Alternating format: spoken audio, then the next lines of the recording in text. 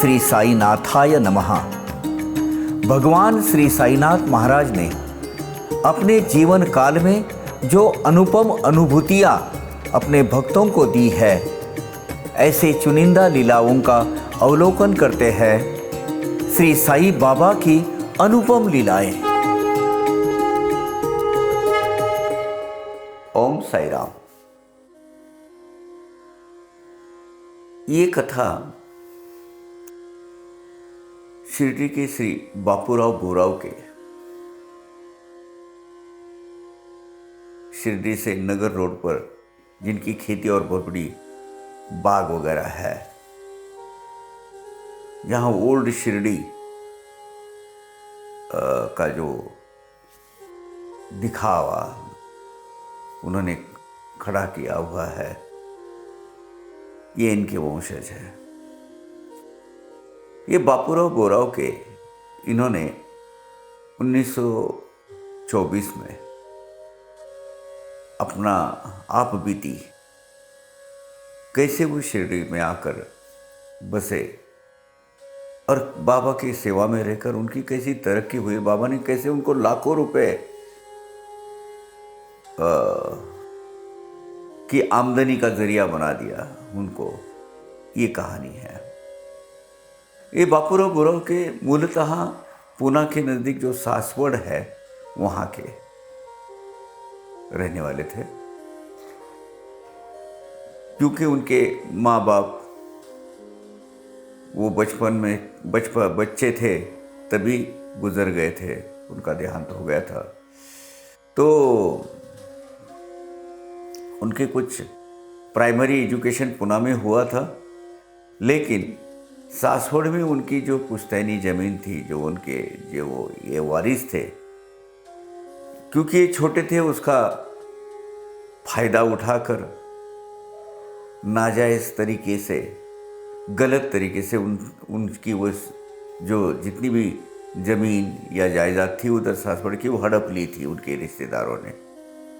अब ये अकेले थे, अभी खेतीबाड़ी करना है या नौकरी करना है, क्या करना है, इस दुविधा में पड़े थे। तब क्या हुआ था, इसी दरमियान शिरडी में अपना वो कैनाल, गोदावरी नदी का कैनाल का पानी आ गया था और वो भूभाग बड़ा संपन्न हो गया था पानी आने की वजह से, पानी की वजह से। ये बापूराव बोराव के इनके मामा शिरडी के नज़दीक रहते थे। कोपरगांव टू शिरडी के रास्ते पर उनकी ज़मीन जायदाद थी, वहाँ रहते थे। तो इन्होंने सोचा कि अभी अपना प्राइमरी एजुकेशन हो गया है, अभी नौकरी वगैरह करना पड़ेगा, नौकरी करने के सिवाय अपने पास कोई दूसरा चारा नहीं है। तो अपनी मामा के पास वो जब हमेशा जाते थे, ये मामा बाबा के सच्चे भक्त, बहुत अपार श्रद्धा बाबा के ऊपर इनकी मामा की थी। तो मामा के मुंह से हमेशा साईं बाबा का नाम सुनते थे, तो इनको भी लगन, थोड़ी उत्सुकता हो गई कि हम भी बाबा के पास दर्शन करने जाएंगे, क्योंकि मैं अभी जीवन की शुरुआत कर रहा हूँ, नौकरी करने के सिवाय दूसरा तो कोई चारा दिखता नहीं है मुझे।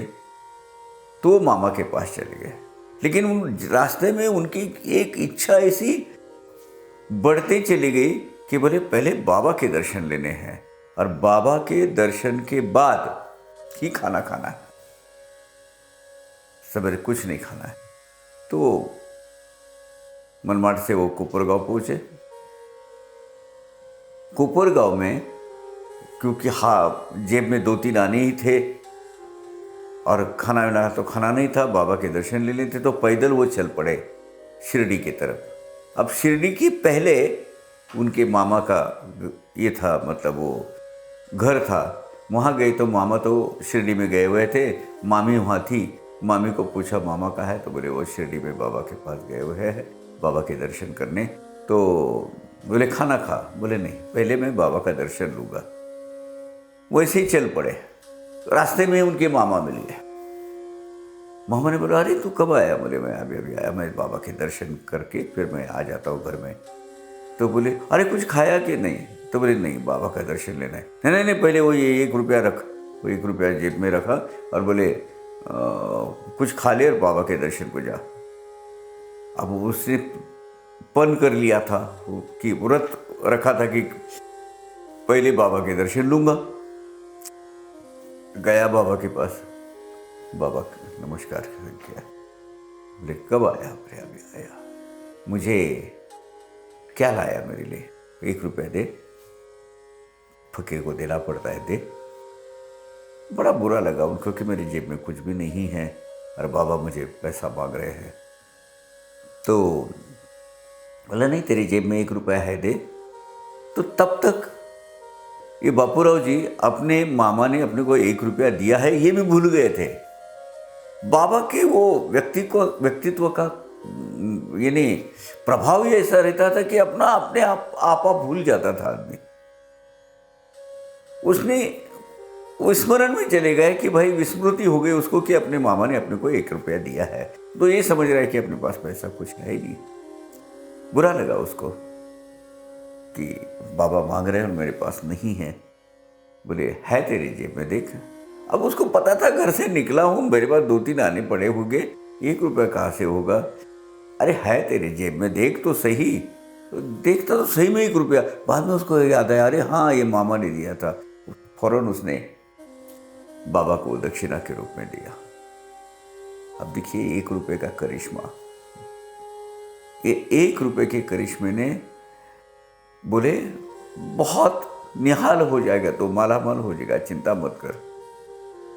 वो बाबा का व्यक्तित्व का जो प्रभाव उस पर इतना पड़ा कि बोले नौकरी बिक्री बाद में करेंगे, कुछ व्यापार धंधा बाद में करेंगे, पहले बाबा की सेवा करना है, हम यहीं रहेंगे कुछ दिन तक। तो मामा के घर में रहते थे। मामा की जो खेतीबाड़ी है उसमें भी हाथ बटोरना चालू किया उन्होंने और बाबा की सेवा में पड़े रहे। अब हुआ क्या, अब उधर की जो बंजर पहले जमीन ये थी, पानी बिना पानी के चलती थी वहाँ, वो जमीन पर पानी गोदावरी नदी का वो जो कैनाल का पानी आने की वजह से खेती पूरी पानीदार हो गई। अब उसमें इसकी मेहनत और वो मामा की खेती वो एक रंग ला गई। वो मामा के एक दोस्त, उनकी जमीन थी कोपरगांव के नजदीक और उनको भी कोई वो खेती करनी थी क्योंकि अभी पानी भी नहीं आया है, तो जो बोले खेती में कुछ डेवलपमेंट करे, कुछ प्रगति हो जाए। तो वो मामा के बापूराव के मामा के खेत में आए तो उन्होंने बदलाव देखा। अरे यहाँ तो पूरा हुलिया बदल गया है, बोले, और पूरा इतनी उपजाऊ जमीन हो गई है, पूरा जहाँ देखो वहाँ गन्ना गन्ना मिल रहा है, ये कौन कर रहा है ये सब? तो मामा ने बोला ये मेरा भांजा है ना, ये मेरा भांजा सब कुछ कर रहा है। बोले एक काम कर, मेरी इतनी बड़ी खेती वहाँ पड़ी हुई है, पानी भी आया हुआ है, मुझे साझेदारी में, यानी खेती मेरी, सब सामान मेरा, औजार मेरे, पैसा मेरा, करने वाला आदमी, तो ये तेरा ये जो भांजा है वो मुझे दे दे, वो मैं साझेदारी में उसको ले लेता हूँ। साझेदारी में वो मामा ने बोला अच्छी बात है, उसको भी तो कुछ ना कुछ करना ही है, तो तेरी खेती कर लेगा। वो खेती इसने दिलो जान लगा कर इतनी बढ़िया की, पूरा गन्ना लगाया, गन्ने के उसको गुड़ के वो गुड़हाल बोलते हैं उसको, गुड़ की फैक्ट्री छोटी वो जो है, गुड़ निकालना चालू किया उसने। 25,000, 35,000, 50,000 का गुड़ जाने लगा। ऐसा ये तो बेचारा यानी जैसे कोई फल की अपेक्षा नहीं रख रहा था, भाई मुझे काम करने का मौका मिला यही मेरे लिए बहुत है। वो 2 साल के बाद वो जब उनका हिसाब किताब करने लगे, ये बापूराव के हिस्से में 1 लाख रुपए आ गए। 1 लाख रुपए। मेरे बाबा की ये देन है, बाबा का मेरा आशीर्वाद है, बाबा ने मुझे निहाल कर लिया है। बाबा ने कहा था बहुत बहुत मिल जाएगा तुझे, चिंता मत कर। उसी पैसे से उन्होंने शिरडी नगर रोड पर अपना एक अच्छी खेती ले ली। खेती पर चीकू, मौसम्बी संतरा इनकी कुछ कुछ बाग लगाई। उनके जो वारिस है वो आज भी वहाँ है। बाबा की कृपा होने के बाद, वो बाबा कहते हैं ना, बाबा का आशीर्वाद और बाबा की प्रसन्न नज़र, मेहर नज़र होने के बाद राव का रंक और रंग का राव बन जाता है। इसका जीता जागता उदाहरण है बापूराव बोरावके जी। उसके बाद वो बोले कि नहीं, मुझे अभी मेरे सदगुरु के पास ही रहना है, सदगुरु के नज़दीक रहना है। मेरा जीवन उन्होंने कहाँ से कहाँ बदल दिया है। ये इसके लिए बोले मैं शिरडी में ही घर ले लेता हूँ। तो उन्होंने फिर वो घर लिया, उधर अपनी मकान बांधा। आज भी उनके जो वारिस है वो बाबा की सेवा में है, बाबा की देन है, ये आज वो ऐसा मानते हैं। और सभी परिवार बाबा के चरणों में नतमस्तक है। बाबा हमेशा कहते थे, तू 1 रुपया दे, मैं उसका 10 रुपये दूंगा। बापूराव बोरावके को 1 रुपया दिया, उसके लाखों दे दिए, लाखों रुपए। भगवान साईनाथ की कृपा, और भगवान साईनाथ की कृपा पात्र होने के लायक हमें बनना है और बापूराव बोरावके जैसी भक्ति करना है।